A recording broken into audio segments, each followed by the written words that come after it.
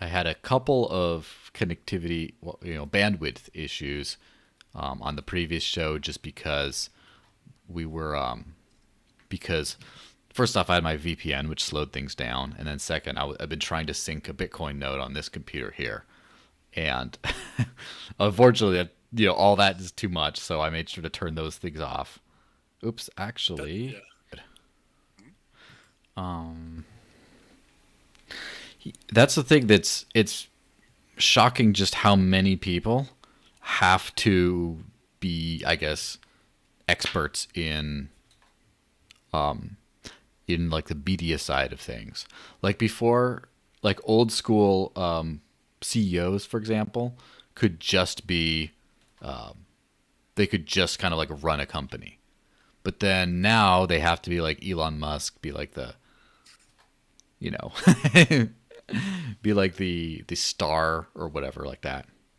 So, kind of Yeah. a star person, a personality as it were. Yeah, it's interesting how you kind of remember many companies by the leads rather than the company itself. Like following Twitter of a company is not the same as following kind of the the, the, the heads of the company, right? So, but Yeah. yeah, uh, there's just so much stuff going on right now. I guess it makes sense that people need to be kind of sharing what they think. I appreciate that very much, right? So yeah. Yeah. How many people um how many people are in the company or in StakeHound right now? We're seven right now. So really, like the company is pretty young. Like we actually created the company in the 1st of September. Since then, we've been completely focused on going to market. We're now seven people. We're gonna be expanding the team going forward. Actually, like if anyone wants to join, or just let us know. But yeah, we're essentially searching for developers, salespeople, marketeers. Like we need to kind of scale a little bit more than we have been until now, right? So yeah, it's moving from bootstrapping to kind of scale phase now. Yes, of course. Now, how many people how long has the company been going for? Yeah, so really like we started, so the company came from Radix, so we were doing some design sprints over there, product design sprints. And as we were looking into staking and DeFi and all these different things, I think it's very interesting stuff. We realized that there was this gap, right? So around, I Mhm. think it was July that we really started like hands down, like like just focusing on stakehound. And around, I think yeah, it was essentially September that we actually incorporated and started kind of building up the team since then, right? So what, 7 months? Not even that, right? Nice. So pretty soon, pretty quick. All right. Well, I do believe we're live, everyone. So, hey, everyone. Glad to see you all. Let me hit the intro graphic and we'll go right into this.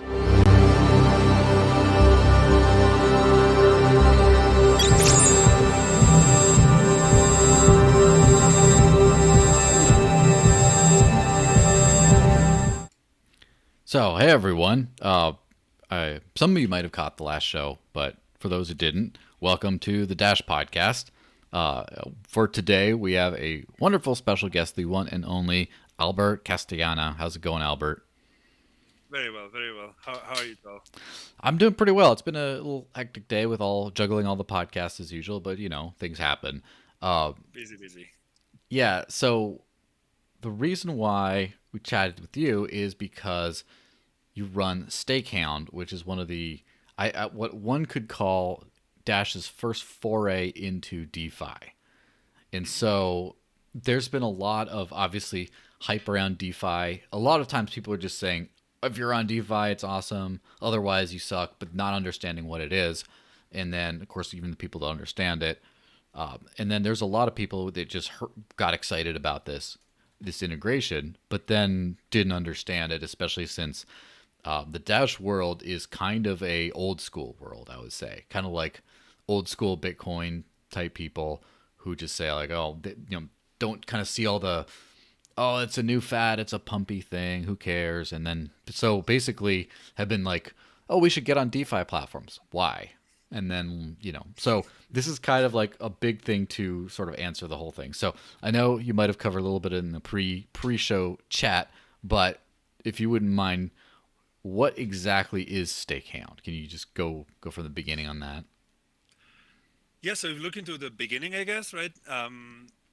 So I've been in crypto since 2013. I've been participating in multiple layer one protocols. So I was one of the co-founders of the NAM Foundation. I was the Mm-hmm. chief product officer at Radix, and kind of, I mean, I've been doing a bunch of things. But while I was at Radix, we started looking into this thing called DeFi, right? And DeFi is specifically interesting because it is what's called product market fit. So all the crypto users normally want to get more crypto, right? Like you're in crypto probably because of you Mm-hmm. like the technology, the kind of the vibe and the interest over there, but probably you want to make more crypto, right? So Yeah. providing products for this type of customers, it just makes a lot of sense, and it ticked really quickly. So we saw how well there was a massive amount of demand coming like on the summer, right? And as we were looking into that demand in the summer, this thing came to our heads, which is like, well, Radix in this case is a proof of stake network, not just Radix. Like we've got a lot of different networks that are proof of stake, and they're essentially basing their security on having people stake the assets, Of right? course. But then this essentially means that the users have to choose. Mm-hmm. Do you want to be staking the assets, or do you want to be participating in DeFi, right? If DeFi is this hot new thing and is moving so quickly and you can make, quote, so much money, right? Maybe you should stop staking to do that. And that's not good. That basically means that people would be dropping the security of the networks to essentially join another wave, right? And we're thinking like, actually, like, is that even necessary? Like, why can't we make it so that, if someone has a master node, why can they use that master node as collateral for a loan, for example, Mm-hmm. on DeFi, right? So why can't you be earning essentially master node rewards while participating in DeFi at the same time? And then kind of like from here we started looking into what that would mean, the different approaches that we could take to actually make this happen, and we eventually ended up kind of building StakeHound as it is right now, right? So yeah. Yeah. So it's sort of a facilitator for staking services, but to have access to DeFi. And Hmm. so, really quick, if you wouldn't mind, and I mean, obviously, this is going to be the heart of the discussion a little bit. People are, what's the how exactly do these ST assets work? These staked assets Okay, work? so I mean, I'm pretty sure you guys are familiar with WBTC, right? It's Mm-hmm. Yeah, essentially of a course. wrapped version of a Bitcoin, right? And the thing is, like, why do we only have a wrapped BTC? Why can't we have wrapped versions of other things, right? So why can't I have like a wrapped version of Dash, for example? Mm-hmm. And essentially what this is just a token, an ERC20 token. ERC20 just means that it's a standard on Ethereum, right? Yes. With a capability that is called rebasing, right? Meaning that you're transacting not in units, but in percentages of ownership, basically.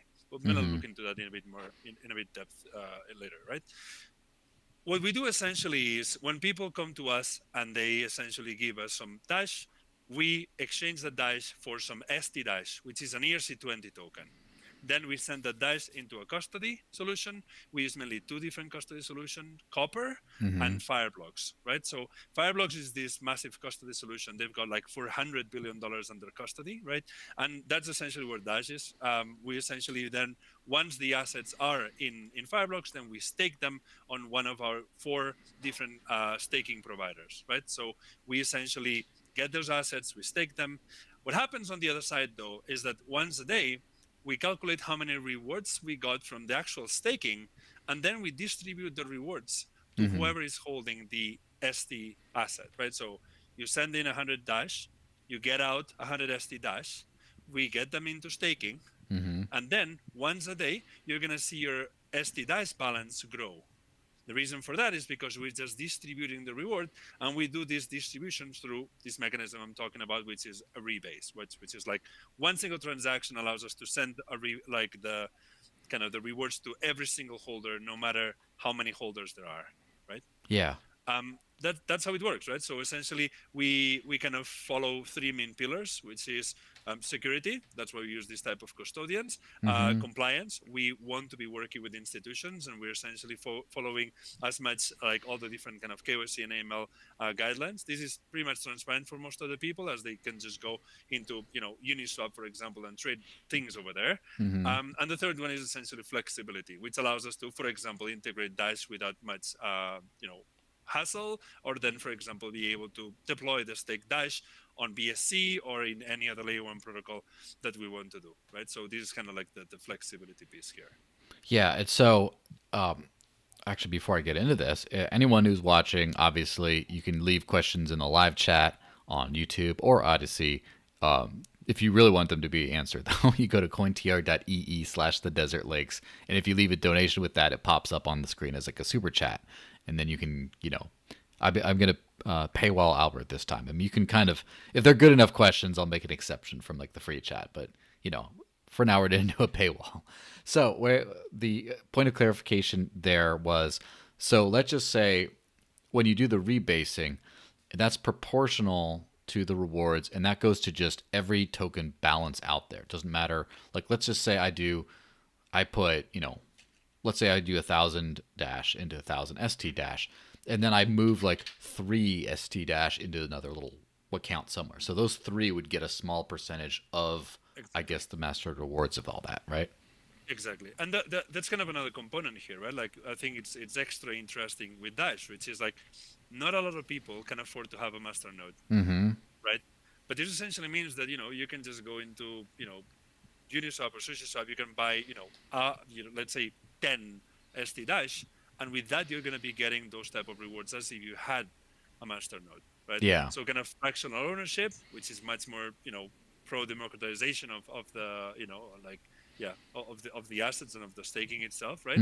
So and so the strange part, or not the strange part, but it's funny because it's sort of a mix between the actual, first off, the actual token of Dash and then another token. And at the same time there's a KYC centralized aspect to it, but then there's a completely decentralized aspect to it. And so that's the thing that I think a lot of people are sort of trying to wrap their heads around a little bit. But so basically, if I decide I want stDash because I want to do all kinds of DeFi things, I take my 1,000 Dash, I say, here, I want it. I send you my ID. It takes like 3 to 5 days or whatever to kind of recognize that. And then after I'm approved, you guys get and hold on to the 1,000 Dash, and I get 1,000 stDash. And that's the way it is so far. So if I may Yes. interject, right? So there's different. So when people are using something like WBTC, for example, right? Like, most of the people are not actually doing the KYC and AML, right? WBTC requires KYC and AML, but most of the people are just essentially, buying that on the market, right? Now, here we are in a smaller kind of stage, right? Where we essentially don't have sufficient liquidity for stDash in the market, that people can just be trading it without having to worry about that, right? Normally what's going to happen is that you're going to have like big players that want to profit from essentially selling it at a premium, right? They have no problem doing the KYC and AML, and then people essentially just trade it and arbitrage it on the open market without having to worry about that, right? I think about this like close to like an exchange, but not really like the exchange itself, but like just the door of the exchange, right?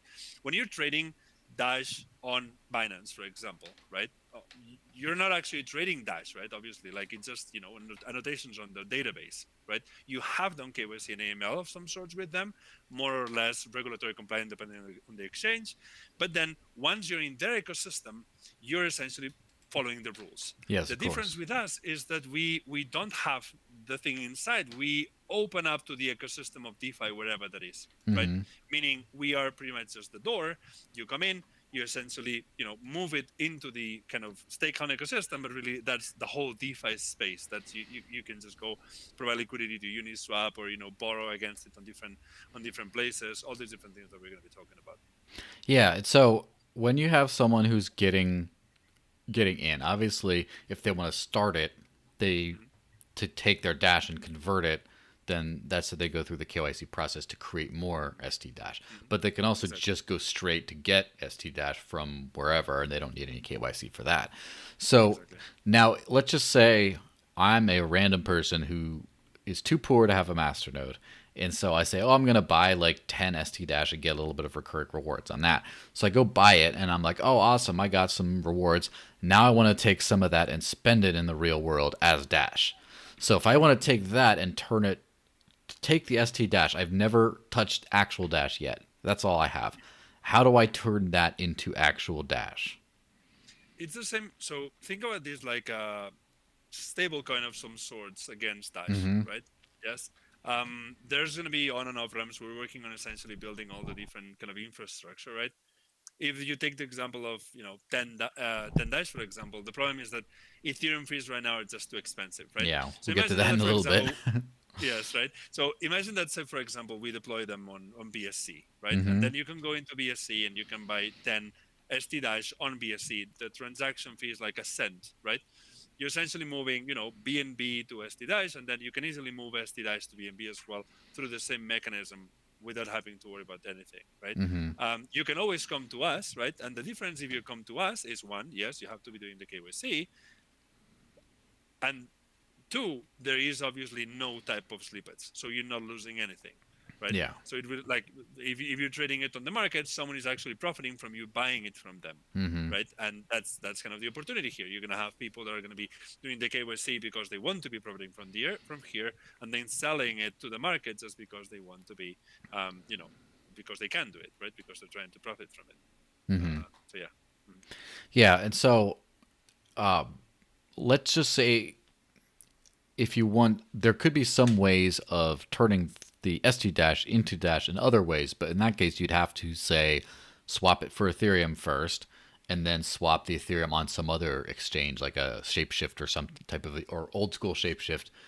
You could kind of do it that way, but then that's you Well, have to go through that. there's going to be OTC dealers that are going to allow you to do that too, right? Yeah. So as I said, it's very very similar to what you're doing with any type of stable coin or any type of wrapped asset, right? Mm-hmm. The thing here is like the difference is, well, you're comparing, Tether, which obviously has had a long time kind of building their infrastructure, making sure that you can be paying in places and listed in many different places, versus something that's essentially, like less than, well, 2 weeks old right now, which Yeah. is STDAS, right? So it'll take us a while until we can actually build this type of infrastructure.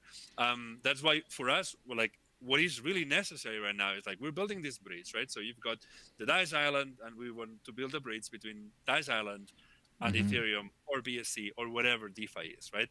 That's going to open massive amounts of opportunities, but Mm-hmm. there's some things that are necessary for that to actually work. Like if there is not sufficient liquidity, people can't actually trade it, then what's the point, right? If there's not sufficient liquidity or volume, for example, then actually a lending platform can't take that asset and trade against it, right? Because a lending platform needs to know the price fit. A lending platform needs to be able to liquidate against these different positions, right?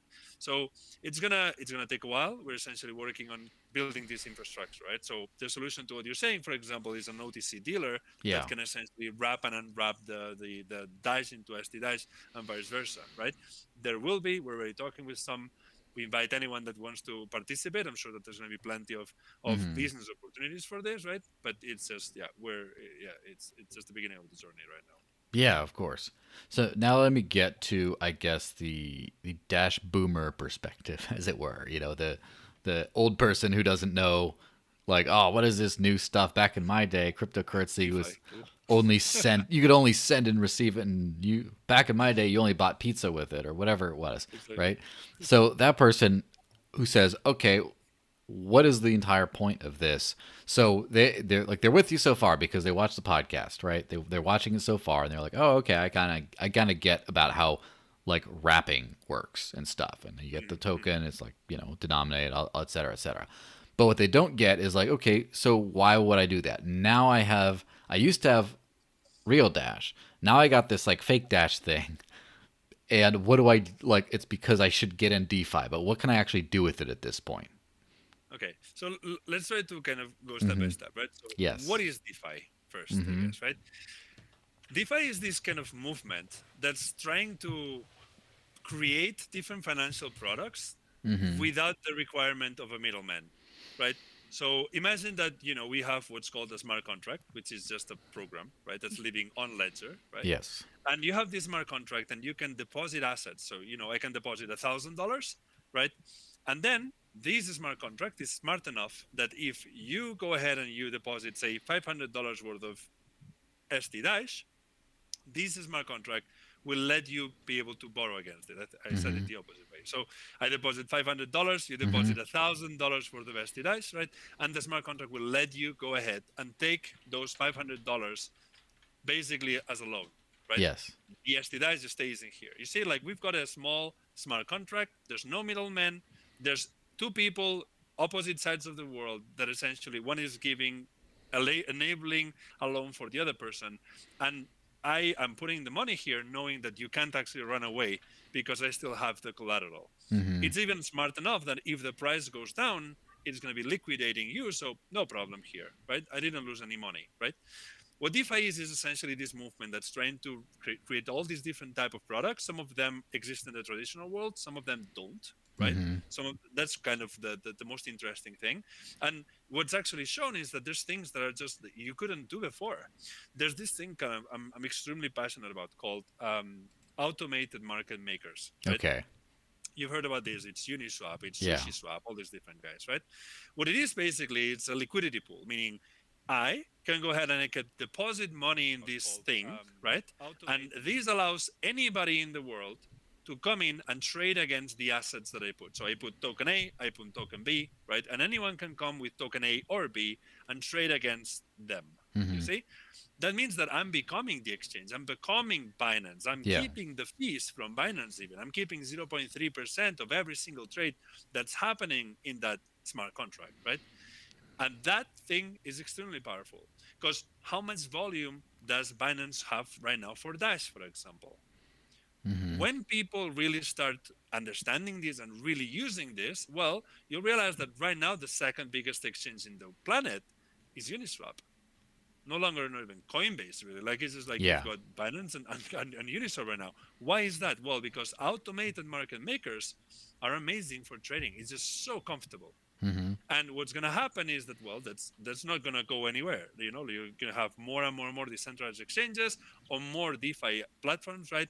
And what we're essentially doing is by creating the stDash, we allow anyone to participate in that without having to sell the Dash, like without having to leave the ecosystem and forget about the island. You know what I mean? Mm-hmm. So anyone today can just go and, you know, deposit on Uniswap stDash, for example, versus ETH.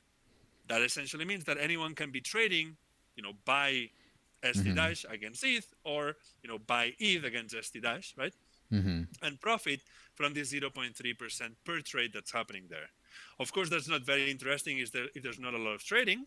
Of course. But once there is enough trading, you're talking 15, 17%. Like if you look into the average of all Uniswap pools right now, it's 17.5% per annum. Yes. Just in transaction fees, trading fees, we're talking here. Yeah. So imagine you're earning this plus the staking rewards of the masternode. Yeah. So then you have like the 5% or whatever it is plus the 17%, and then that kind of grows that.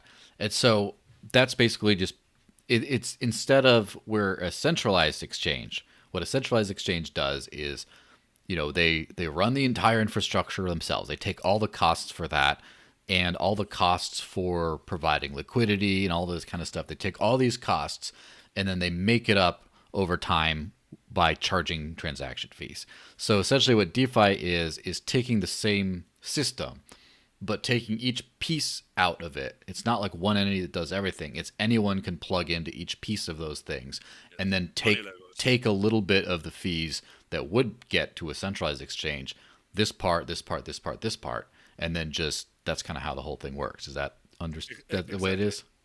100%. Like the core concept of DeFi is what's called liquidity pools, right? And you can have a liquidity pool for lending, a liquidity pool for automated market making, a liquidity pool for synthetics, right? A bunch of different things from this concept, which, as I said, like I find fascinating. It's really like the most exciting thing that I've seen in crypto since well the beginning, pretty much. It's amazing.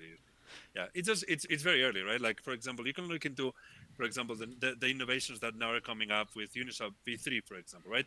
Which will allow for much less amount of dollar value locked in the liquidity pool to be able to trade much larger amounts without slippage, right? So right now, for example, with stDash, the main problem is we don't have a lot of liquidity for stDash right now, right? You look into ETH, for example. So ETH right now has about $50 million of liquidity in the pool. While stDash is still, you know, what, 500,000, something like this, right? So there's slippage that is still very big. We need more people to essentially join in and essentially say, you know, I'm okay doing the KYC and then providing liquidity because I know that I'm going to be profiting from that, as long as people are trading it, right? So there's for sure a lot of education that we need to still do. There's for sure a lot more working kind of enabling more utility as well, right? So our goal here is, we want to allow people to not just be earning from the staking, but doing more things, right? So for example, borrow against the stDash, right? So imagine you have, half a masternode, Mm-hmm. and you can borrow against it while the collateral is increasing over time. Mm. You see? Yeah. That kind of adds a new thing. So let's just say you got a bunch of stDash, which means instead of just having a masternode and getting those rewards, you have that in the stDash form and you're growing it. And then you take that and then you use that as liquidity on one of these exchanges, one of these decentralized exchanges. And then you start earning on trading fees. So what else can you do with stDash other than that? That's already quite interesting. The next thing, so you've got, let me kind of break it in pieces, right? As I said before, like most of the things in DeFi are basically liquidity pools, right? So you can use the liquidity pools for multiple reasons, right? When you're providing liquidity for an automated market maker, right, you're taking fees, right? Then the next step is, what if you can actually borrow against it, right? So imagine that you have 500 stDash. Mm-hmm. Yes? Yes. If you have 500 Dash today, right, you're actually not even getting masternode rewards. Yeah, pretty much. It's already it's already $100,000, but you're still not earning staking rewards, right? You can't have a masternode, right? So with this means that you send us 500 Dash, you get out 500 stDash, and then you can go ahead, for example, you can be providing liquidity on Uniswap. That's fine. But what if you can, for example, go into something like SushiSwap and borrow against these assets, or even borrow against the LP token itself? So let me break this down, because like the problem with the thing about DeFi is that it gets these money Legos that they say, right? It's essentially the composability of all these different pieces, right? Gets confusing sometimes. Yeah, absolutely.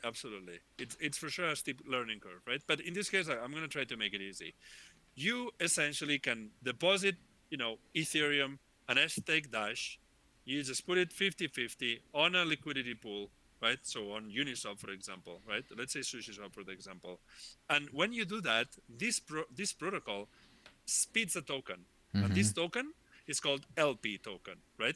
Essentially, this LP token represents how much ownership of the pool you have. So you can always get that LP token in and then get those two assets back, right? But imagine that you don't take it in. Now you have one LP token in your pocket. Then what you can actually do is you can actually borrow against it. So if you can deposit the LP token on Sushi, then you can borrow dollars, again, well, stablecoin really, against the LP token while it's earning staking rewards, while it's earning transaction fees at the same time, right? That's kind of the second derivative. The third derivative then is like different type of products. So there's token sets, for example, a project that what it does is creates kind of products, tokens, that inside of those tokens have other tokens, right? So imagine that you want to have an index of all the stake tokens in the planet. You get one token set, and you can put on that token set all the different staking assets, right? Stake tokens that we're already issuing. You're going to be able to do that sort of things, right? What if you want to insure yourself against the price of, stDash crashing? What if you want to, for example, hedge and short that position? You can do that here, right? Now, the thing is, when you're asking me what can you do right now, the problem is that all these different things kind of pile on top of each other. Like if there's not sufficient liquidity on Uniswap, then it's very difficult for any lending protocol to actually accept that asset, right? If there's no lending, then there's no arbitrage. There's not that many arbitrage opportunities, for example, right? So we're essentially constantly trying to find, okay, so how can we create more utility for these assets, right? Another one that I didn't say is like, well, what's called yield farming, right? Yeah. This is something that you can do today, which is this LP token that I was talking about, which is the representation of the assets that you put on the liquidity pool for Uniswap, for example. You can stake them. So if you can stake that LP token on something like Sushi, well, I don't know. I mean, we still don't have the stDash pool online, but for the other stake tokens, it's about 20% per annum, meaning that you can get the staking rewards plus the trading fees on those pools, plus about 20% on the Sushi rewards just by staking the LP token itself. How does that last bit work? Like, why do you get money for that? They do it because they want to give voice to their users, basically, right? So if you're Mm-hmm. using Sushi, they're very open. They essentially want people to be participating, to have a voice, right? So they think, if you have an asset that has a lot of trading volume, that has a lot of liquidity on the platform, right? Why shouldn't we be incentivizing in a way? And they don't really see it as just like paying money, but rather we want the people that are using Sushi to have a voice in the community, right? That's why on Ethereum you've got, well, I mean, you know, the like Dash as a DAO as well, Yeah. right? So in Ethereum, the DAOs are just like, they function a little bit different, but it's pretty Mm-hmm. much the same concept as you guys started, right? And yeah, Yeah. So it's basically in that case, you could be ordering three. You could be earning your stDash is going to be worth more stDash over time because you're getting the masternode rewards. Then you're also getting trading fees on, Uniswap, let's just say. And then you can also get a Sushi Swap governance token or whatever and start earning off of that. So you could basically stack them on top of each other and just be aggregating all this value. they're compounding, and they're compounding automatically as well, right? So for example, Mm-hmm. like when you're depositing on Uniswap or SushiSwap, you have to choose two tokens, right? So imagine that you're doing stake teeth and stake dash Mm-hmm. on SushiSwap, and then stake it, for example, right? You see trading fees, staking rewards, the yield farming, they essentially compound on each other really, really, really quickly. And then it just depends on how, like the same way that we can get Sushi rewards for people that are providing liquidity and staking the LP token on Mm-hmm. Sushi, right? There are many, many, many other platforms. I'm sure you guys have heard about like all these different food coins, for example. So there's The food Yum and coins. Pancake and like all Yeah. these guys, right? Sushi is kind of part of that, but a bit special. Mm-hmm. But the reality is that there's going to be many, many more games, right? But Mm-hmm. until now, they didn't have the possibility to be working with stDash, and now they can do that. So we're essentially going to be working together with Dash. We've been working together with Dash Group for a while now, trying to essentially how can we give the maximum utility? How can we actually make it so that you can be, yield farming with them, playing with them in different games, and essentially making the most of it, right? Yeah.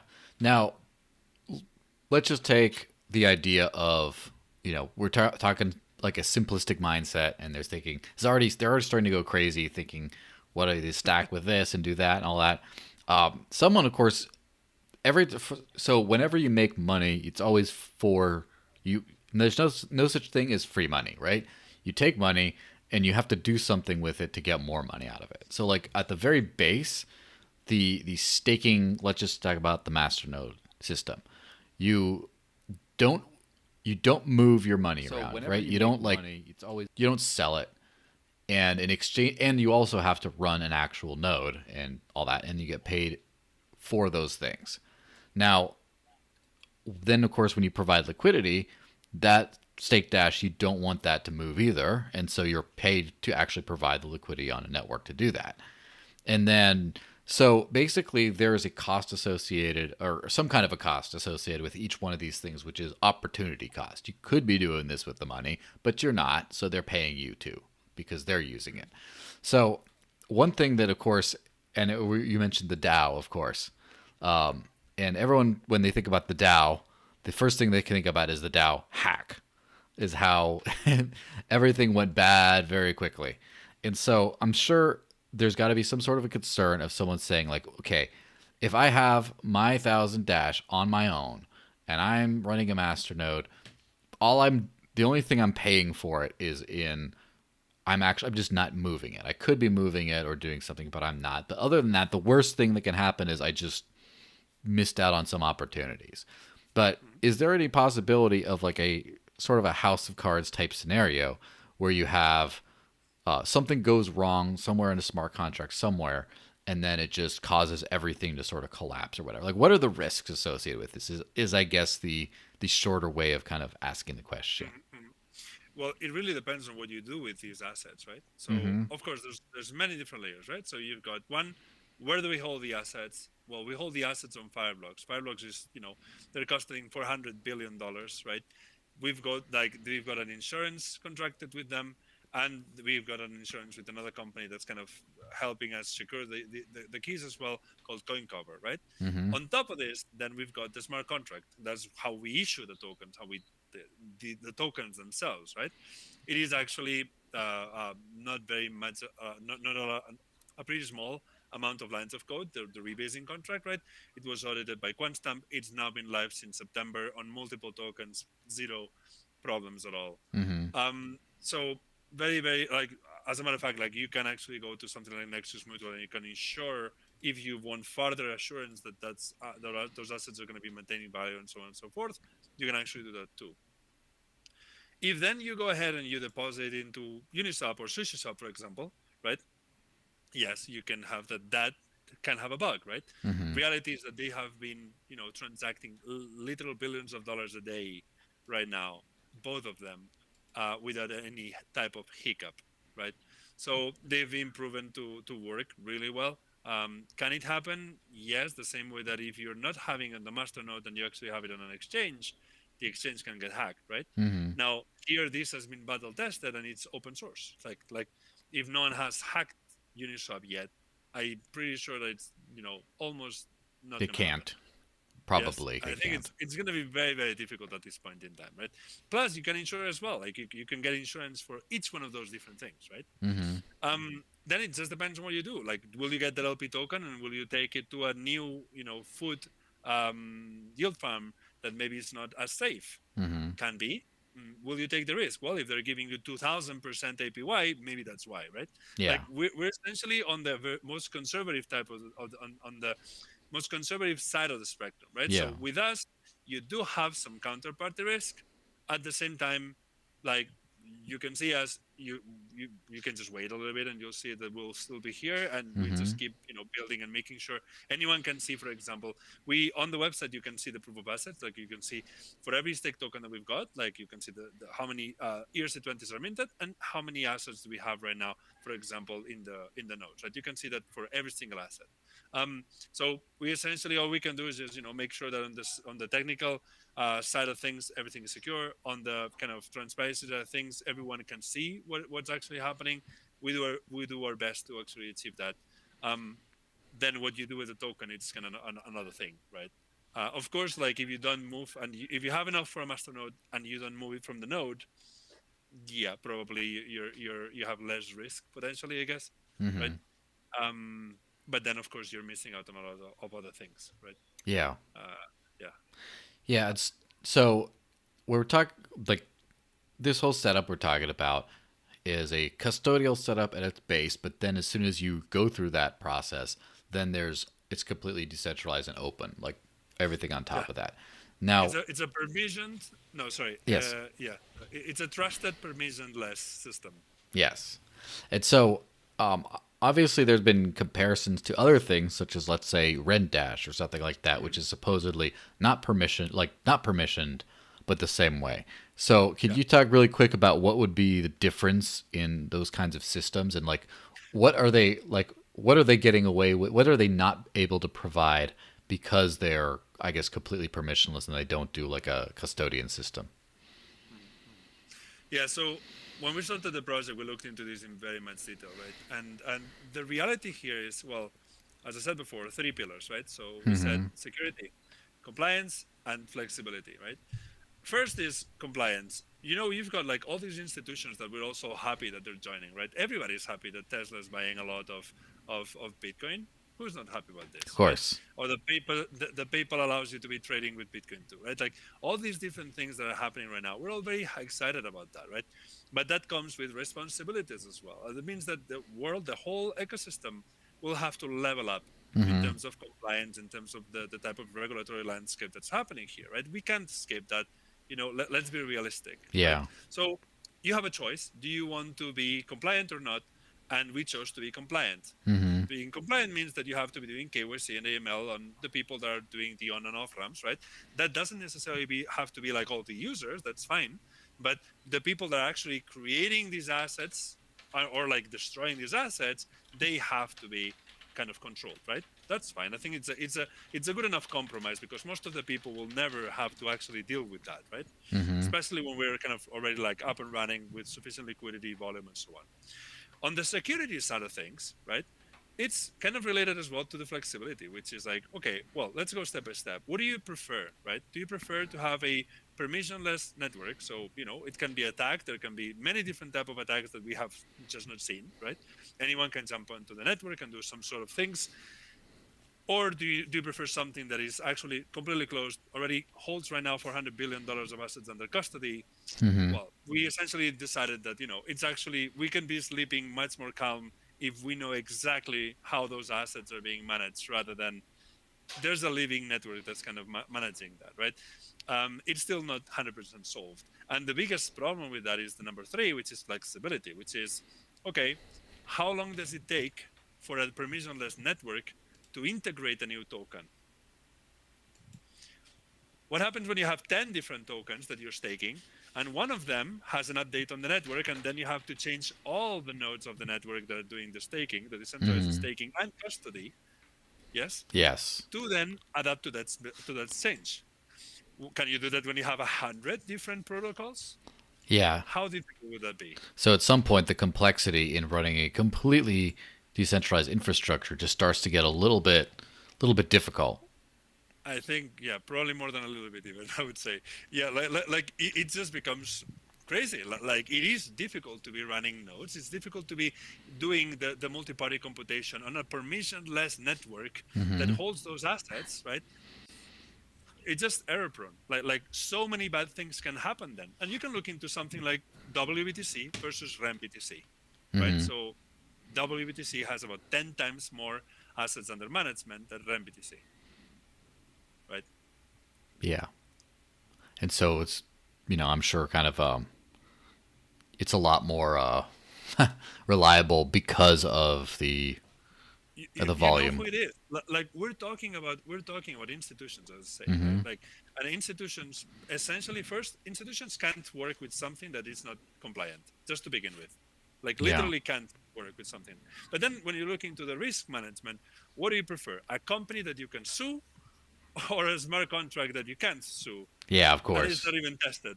Yes. So I think like I'm not saying that it's going to be like this all the time. Like honestly, like I really really hope that we can find a way in the in the future to make this more decentralized, right? Yeah. In the meantime, we vote for security and compliance and flexibility. We just don't want to kind of jeopardize any of those 3. Yeah, for sure. We did get a question here.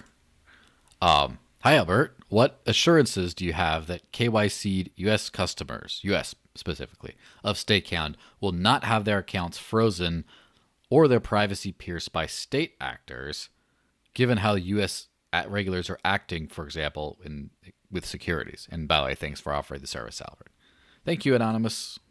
All right, so what do you think about that? Yeah. So the thing about US is that like their position on ICOs and tokens and crypto in general, right, has been quite specific and special, right? We've essentially taken the route of we don't sell directly the stake tokens to any like US citizens that are not accredited investors, right? So the answer is we just don't do that. If you're an Mm-hmm. accredited investor, then that's another thing. When we're saying about the assets, well, really like those assets, like you're free to transact with the stake tokens whenever you want, in or out, wherever you want, right? Mm-hmm. They can do nothing to prevent that, right? To be specific, like there are things because of regulations that we have to add to the tokens, like for example, blacklisting. So we can actually say this account can't actually be transacted, right? But what we essentially do is we just don't sell. You need to be an accredited investor in US to be able to participate, and that's kind of the same for some other countries that are like yeah. Most of the people that are living in these countries already understand this from kind of the ICO era, like what because it's the same system, right? We're essentially you're exchanging the payment token for another type of payment token that essentially has its regulation, and we must be very compliant on that front. StakeHound is based in Switzerland, which is very strict KYC and AML procedures. and we did that in purpose. Like we want to make sure that this is as you know Mm-hmm. um, strong as and reliable as possible, right? So Yeah. and I understand that it's not the best answer for some people because of Yeah. Well, yeah. and it's also, to be honest, like a question that I don't know how well it can be even be answered because we're talking about, the U.S. government, which in terms of finance has been not only very heavy-handed, but has also been sort of inconsistent or hard to get a read on exactly what is good and what isn't according to them. So yeah, I understand that's a complicated subject. So before we go into like the specifics of, let's just say, the Ethereum network or whatever other networks this might be issued on, right now it seems like, and this has been the same thing for a long time, right? And of course, for context, uh, I've been using cryptocurrency since 2013, and I've never bought any. I've only ever received it as compensation for things I've done, or I've sold things for it, or whatever. And in, what was it, 2000, late 2015, I decided to start only accepting crypto and start not doing any fiat. And in mid 2016, I got rid of my bank account, and that's kind of where we are today. And in that thing, like I have not used KYC services, so I've noticed that there's two worlds, right? There's the old financial world, and then there's the crypto world. It just like the Matrix. When you plug into the Matrix, when you go into the crypto world, all of a sudden you have superpowers. But it's like that transition period is the difficult part, where you have like everything is so much easier when you got crypto. Like I got a token. So for example, if I have Dash and I want stDash, one thing I could probably do is I could go to a swap service and just swap with no KYC for Ethereum, that then I go and move on to Uniswap or SushiSwap, and then I get stDash from there, and all of a sudden possibilities are endless, and the including getting like a stable coin. Like if I want, for some reason, I want my money denominated in a consistently devaluing fiat currency, then maybe I can get a stable coin, right? But the biggest challenge for most people, because most people are not like me, is how do you get in and out to the fiat world, right? And so this is more generally about DeFi than about StakeHound in particular. Do you think there will ever be a DeFi fiat bridge that's not, let's just say, it's not like a, obviously if it's KYC, it's not, probably not going to, not DeFi, but basically to get into DeFi without using a centralized exchange? Because right now it seems like we're talking about how much better DeFi is than the old centralized exchanges. But you kind of still need like the Coinbase and the Binance of the world to get into the matrix, to plug in, and now you're in the crypto world and everything's cool. So I don't know. What do you think about that? About bridging the fiat and DeFi worlds? Is that ever possible, or what challenges are in the way? I think I think most people are not. I mean, I see this a bit differently from I think what most people see, which Mm-hmm. is you call DeFi what means retail kind of Mm-hmm. DeFi, right? I can see that there will be a sort of institutional DeFi as well.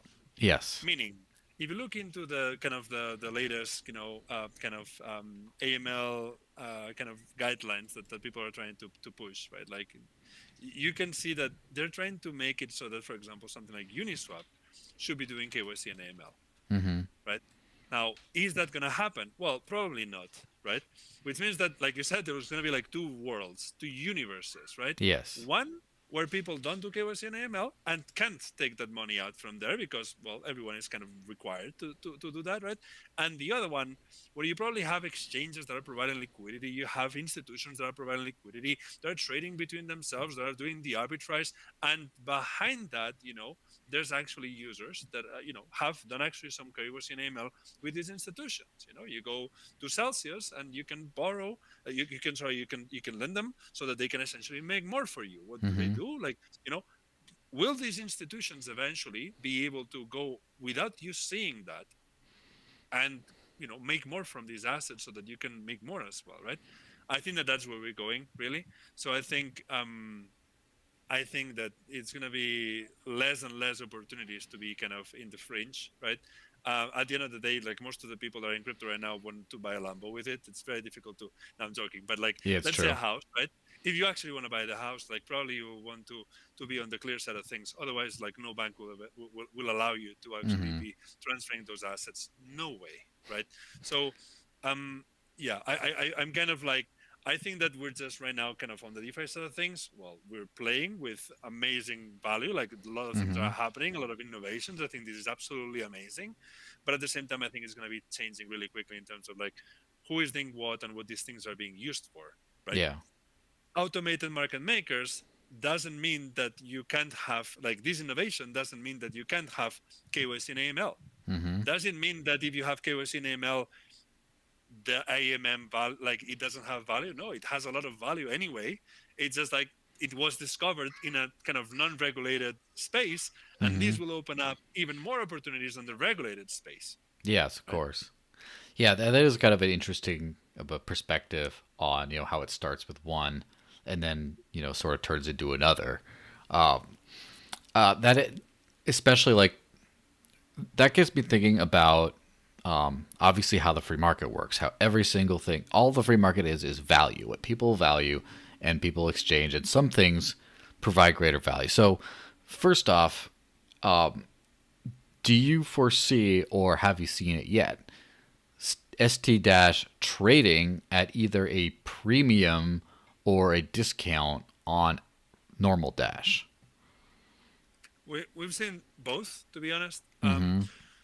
So arbitrage, right, is something that Yes. anyone can do, right? Yes. Anyone can come in and give us some Dash for some ST and then go into Uniswap and sell it there, right? Or anyone can come and to Uniswap or SushiSwap, buy some ST, send it to us and exchange it for Dash, and then trade it on the market again, right? So Mm-hmm.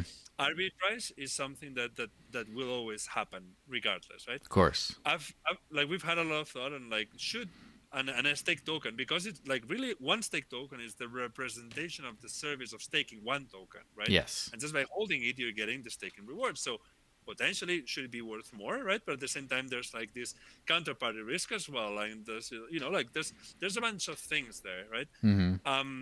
No, what we're saying is that arbitrage and just like people essentially bring it back to parity one way or the other. The case of the of STDs right now, it's just like there is just not enough liquidity. I think that we Mm-hmm. always need to crack is like we haven't found any kind of big institution, for example, that wants to be helping and providing liquidity or making it happen, right? Or I don't know, like maybe it's because of the maybe a lot of people in DICE are kind of concerned about like the privacy aspect of like Of course. KYC and AML, which I completely understand, right? So I mean, just to be clear, right? Like we are partnered with Transact. We're partnered with ChangeNow, for example, right? Those Mm-hmm. two services allow you to exchange, say, the case of Fido for ST Fido, no problem. Yeah. Doesn't have to go through us, right? But for that to be able to integrate with STDICE, well, the STDICE pools have to have sufficient liquidity. Most of these services actually go through DeFi to be able to enable these kind of no KYC trades, right? Yeah. We can't do nothing. That's essentially out of our purview. Like we're not responsible for that. We just can't do nothing because we have to be always in the kind of the compliant space. Yeah.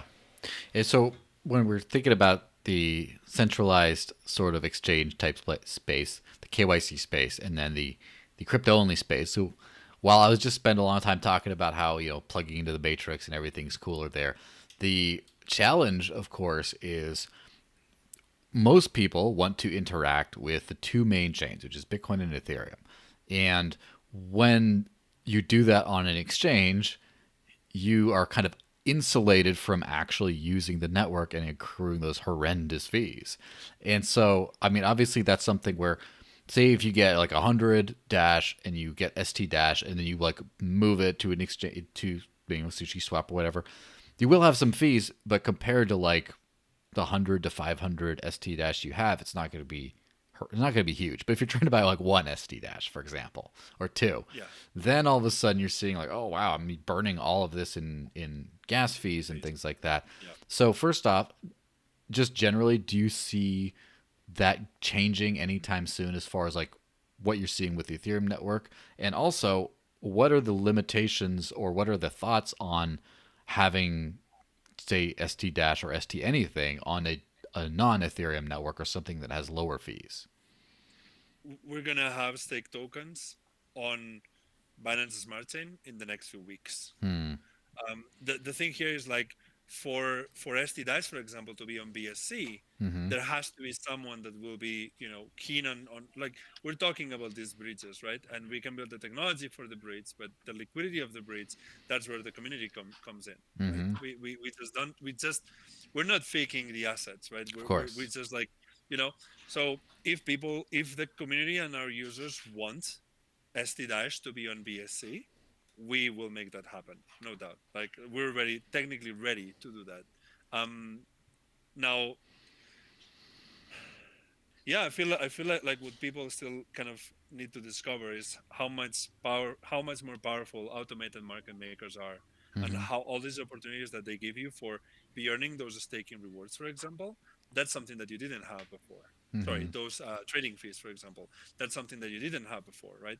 Yeah. Me personally, like I do remember, but it's like I can count with a hand how many times I've actually logged into an exchange fully to send in the assets, to take them out of the exchange and everything, right? Everything I'm doing right now is through automated market makers, but Yeah. yeah, yeah, So the other thing then is, so first off, you mentioned Binance Smart Chain. Now I'm very new to DeFi. I just sort of like read headlines on Twitter. That's pretty much like the level of education. Is there is there much going on with the Avalanche chain with like Pangolin and things like that? Or is that like a viable thing to use? And it's because that's the big thing is obviously people don't want Ethereum fees, but then they feel like Binance Smart Chain is just it's basically like putting it on Binance. Like they feel like there's trust involved with that. It's not as decentralized. So just the other yeah. It's third option I thought of would have just been like Pangolin the on Avalanche and stuff like that. So anyway, have you thought of anything like that? Yeah, absolutely. So first we will do that, right? It's just like due time. So um first, yeah, these three pillars that I'm repeating over and over again, right? So the security one, right? Mm-hmm. The thing is that because we're using these partners that we're using to secure the assets, right? For example, we're kind of constrained on which are the networks that we can connect Yeah. through that, right? And we don't want to break that, because if you break that, then we would be taking on more risk than we are right now. Right now, Yes, of like course. we're very, very comfortable with the security management of that. Um, when that evolves and where we can integrate with more layer one protocols in a secure way, then we will Mm-hmm. absolutely be like we see essentially a world where you're going to be able to be trading stDash on any layer one protocol, Yeah. right? Or layer two, doesn't matter. Why wouldn't you be able to be trading stDash on Matic, for example, Mm-hmm. right? You should be able to do. What happens is that right now, like people still need to understand what DeFi is, what automated market makers is, how can they actually profit from doing all these different things, right? And Mm-hmm. we still have a lot of things as well to learn about the users. We're constantly trying to improve the product on this side, right? But always kind of following these three things, right? Like we're not trying to say this is more safe because we make it more convoluted, right? Making something more complicated, more convoluted doesn't mean that it's more safe. Normally it's actually the opposite, right? So that's why we try to keep things simple. And right now it's just like let's see if people want to be trading stDash on Ethereum. If they don't, and there's real demand to go to another one, then we're gonna Mm-hmm. try to see what we can there. I really hope that I mean, really, like Uniswap keeps being the second largest exchange, Yeah, of course. right? That like the fees have not changed that, right? The difference is, are people actually trading those assets on Uniswap? Well, if there's no trading volume, then it doesn't make any sense, right? But as I said, like we've got the 50, $60 million worth of liquidity, for example, on SushiSwap, for example, on Uniswap a little bit as well. So Mm-hmm. like you can easily trade large amounts without having to impact the price, right? So yeah, it's just interesting. There's just so much stuff in there. Yeah, it's kind of funny how uh, how the networks actually work seems to come secondary to network effects of the larger you are, and obviously if you're a whale trading a whole bunch, then you don't care about those small bits of fees that you have to you don't care about a few $100s in fees per even if it's per transaction because you're making so much more. And then if you try to splash around like a whale on a different network that has very small fees, you could see the prices swing like all over the place and just not worth it there. And so you end up having that inertia behind that one. And then, of course, who cares if every small player wants to trade because they don't really make a difference? Then, where all the small people are going to go to this one. Well, too bad because most of the volume's on this one because all the big players. And it's kind of an interesting cycle the way that thing works. Yeah, and we're kind of back to what I was saying about the two environments, right? The moment that you have institutions playing in a kind of compliant environment, DeFi environment for institutions, like, which one will you want to be? The one that has all those billions, if not trillions of dollars of liquidity and assets being traded, or the one that doesn't? Yeah, that's for Right? sure. So, one kind of like, I guess, final thought is, and of course, let me preface this with, my own sort of take on things. The Dash community, for the longest time, it's been very singular and focused, been very just like focused on things. A part of the Dash attitude has been, don't get distracted by everything else going on. We're focused on a singular mission. We're doing things better than a lot of different people. And I feel like that was more or less of a healthy attitude for a little bit of time. Now I kind of feel like it can be a little bit of an insular attitude where the Dash people just want to do the same old things that they were doing before, and they don't want to really pay attention to the new parts of the world like DeFi, which is why, there was all this education that has to do about like just using StakeHound, what is it for, all that kind of stuff. So, looking into the future, what are some cool things you would like to see either on Dash or rather the opposite, where what cool places would you like to see Dash on? As far as, I mean, obviously we have stDash, which is, I think, like a really great start. And for the people that don't feel comfortable with that, I guess there's like a Ren Dash coming at some point. Although I would definitely like to earn rewards on the tokens and not just not earn rewards. So that makes sense. So, what are Yeah. some cool things you would like to see with Dash in the future? Just to be clear, like, I would be extremely excited and Mm-hmm. thrilled about the Rendash. Mm-hmm. 100%. Like, the reason why, so you've got, as I said, Yes. RenBTC and WBTC. The main onboarding route for WBTC is RenBTC, Mm-hmm. because then arbitragers that have in KYC and AML, they do the minting, they do all this dealing, right? But you will want the rewards, and you'll essentially do something like Rendash, and then stDash with a couple jumps, Yeah. right? You see? So I am very thrilled for that, 100%, right? Because, as you said, like, they will not be able to provide rewards. As a matter of fact, like, Rem will not be staking those assets, right? Yeah. Now, to answer you, like, first thing for me, like, what I'm really looking forward to is lending against the stDash, Mm-hmm. like borrowing against the STIs, right? So the moment that you can actually borrow assets against just a masternode or a fraction of a masternode, I think that that's when kind of the Dash community will really see the potential here, because I understand that automated market makers, you have to be a little bit kind of, I guess, geeky a little bit to really understand the value of that, and there's Yes. all these concepts of impermanent laws and fees, and like it's just more complicated, right? But borrowing against something, it's just much easier to understand, right? What I think is, like, what you're saying about the insularity, right? Mm-hmm. Yes, exactly. Like, I started my career on NEM, right? It was the same attitude. It was like, Mm-hmm. we're the best. We do this specific niche and we do it like the best. Don't look at us. Don't Mm-hmm. touch us. We just, yeah. And we all, for a very long time in crypto, we were like this, right? Yeah. A lot of tribalism. Now, I think that that's kind of coming to an end. I think that it's obvious now that Mm-hmm. there's just so much other things that you can do by essentially taking the powers of the other layer one protocols, right? Mm-hmm. I do think that Dash will, with the Dash platform, will find its own niche, right? And hopefully we're gonna be able to get a stake dot and take it to the Dash platform so that you can do things with it here, right? Yeah. And that's the question here is like, so how will the Dash community learn what to do with this? How will the Dash, developers and contributors understand what is needed in this financial ecosystem Mm-hmm. if they're not using, for example, the things that are happening on the other side? Or even better, like, how do you actually get Ethereum developers to join the Dash platform to build things over here, right? Yeah. I think, like, things will become much more mixed. There's going to be a lot more, communication between these different islands that I was talking about, and I really look forward to us being the ones that are enabling this, basically. Yeah. And I definitely see as like a public face and be in the Dash community more or less, that seems like to be your unique place at like the front of all this, uh, so before we wrap up, let's just say, where can people find more about StakeHound and what you do, and where can people follow you personally? Yeah, so I mean, we've got a Discord. You absolutely please join and ask anything that you have. We always try to be as responsive as possible. We're still a small team. We're not going to be growing the team. So if anyone kind of would like to join a new thrilling kind of crypto venture, we're absolutely searching for more people that are interested in this. But basically, we're always open, right? So you can find us on Telegram. You can find us on Twitter. I'm at Castellana, Kstellana. Mm-hmm. But you can always go to the StakeHound website. You can always go to our Twitter and just essentially join the conversation, right? So we're searching for feedback. We're searching. We really want to be.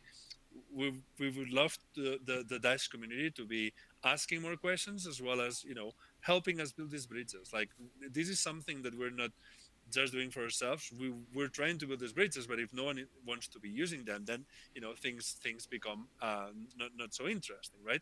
So, but why would they use it if they don't know about it? Well, so spread the word, right? Of course. Try to be using the system. Try to understand what it is. Don't be afraid of DeFi as well, which is, I understand, quite daunting. There's just so much stuff there.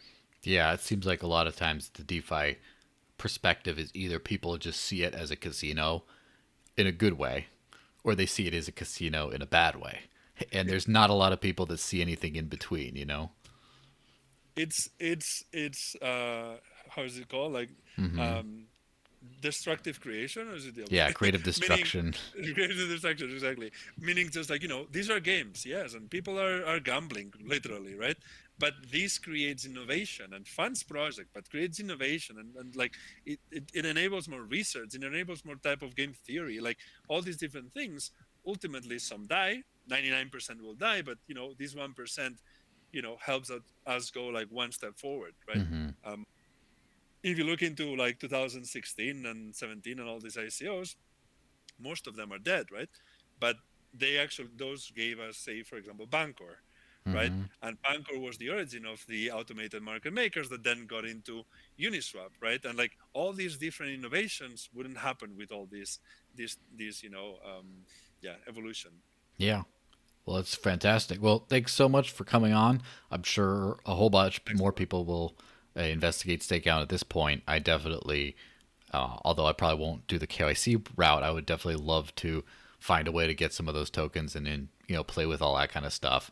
And if nothing else, then for the ability to make a video on how to do that and tell people about this kind of stuff, act as experiment, and that would be very interesting because I do remember when I was younger and I was like a child, kind of with my first bank account, being excited that I could get interest on my savings account and stuff, and just how pathetically small that is.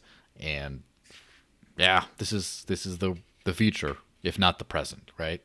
So yeah, thanks everyone for watching. Thanks a lot. There is the after party, which is kind of like an informal discussion, just sort of like this. You go to the Dash Talk Discord, or the Dash Discord as it's called these days, which is staydashy.com. You get in there, you start asking around, where's the after party?